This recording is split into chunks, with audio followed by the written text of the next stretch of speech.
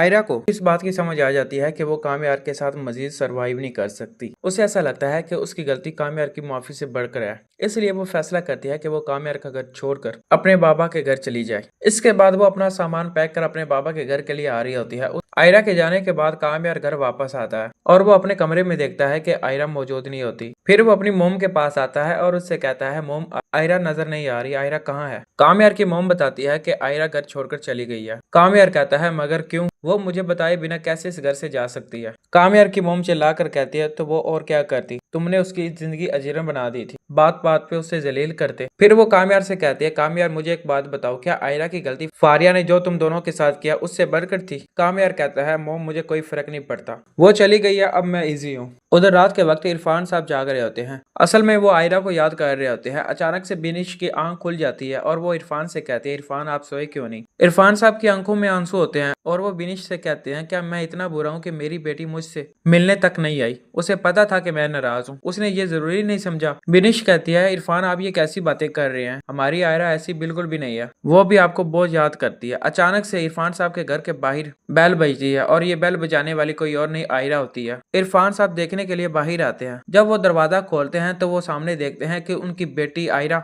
नदामत वाला चेहरा लेकर सिसकियां भरकर रो रही होती है। इरफान साहब आयरा को ऐसी कंडीशन में देखकर पिघल जाते हैं और वो आयरा से कहते हैं, आयरा अंदर आओ, क्या हुआ? आयरा मुसलसल रोई जा रही होती है, वो किसी को कुछ नहीं बताती। इसके बाद बिनिश उसे अपने कमरे में ले जाती है। इसके बाद बिनिश फलक को कॉल करती है और उसे बताती है कि आयरा कामयार का घर छोड़कर घर वापस आ गई है, तुम जल्दी से घर आ जाओ, आयरा को इस वक्त तुम्हारी बहुत सख्त जरूरत है। फलक कहती है, ठीक है मोम, मैं अभी आ रही हूँ। फलक इश्तियाक से कहती है, इश्तियाक मुझे इमरजेंसी बाबा के घर जाना है, आयरा घर छोड़कर आ गई है। इश्तियाक कहता है, चलो फलक मैं तुम्हें छोड़ आता हूँ। उधर कामयार घर में अकेला होता है और वो आयरा को बहुत मिस कर रहा होता है। इसके बाद कामयार आयरा को कॉल करता है मगर आयरा उसकी कॉल डिस्कनेक्ट कर देती है। कामयार अगेन आयरा को कॉल करता है मगर इस बार आयरा कामयार को ब्लॉक कर देती है और कामयार को इस बात का पता चल जाता है कि आयरा उससे नाराज हो गई है, अब वो कभी भी उसके पास नहीं आएगी। इधर जब फलक घर पहुंचती है तो वो सीधा आयरा के कमरे में चली जाती है। आयरा जब फलक को देखती है तो वो फलक के गले लग जाती है और रो रो कर उसे अपनी तकलीफ बयान कर रही होती है। आयरा फलक से कह रही होती है, मैं कामयार को कभी माफ नहीं करूंगी।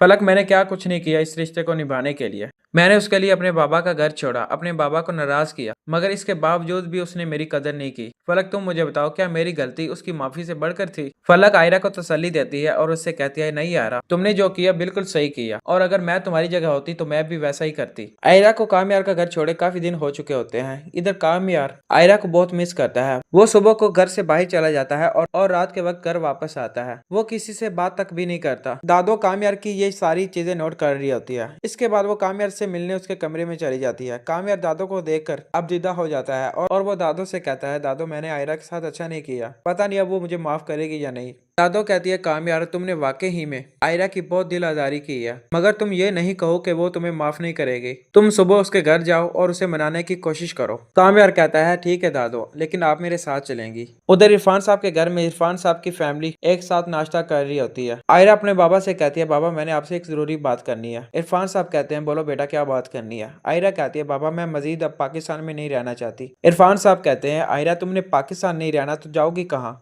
आयरा कहती है, बाबा मैंने फैसला किया कि मैं पाकिस्तान छोड़कर बाहर के कंट्री चली जाऊं। इरफान साहब कहते हैं, देखो आयरा ये तुम्हारी अपनी लाइफ है, तुम्हें जो सही लगे वो करो, तुम्हारा बाप तुम्हारे साथ है। दोस्तों ये थी मेरी जिंदगी है तू की नेक्स्ट एपिसोड की प्रिडिक्शन और रिव्यू, जिसको मैंने अपने थॉट से एनालाइज और प्रिडिक्ट किया।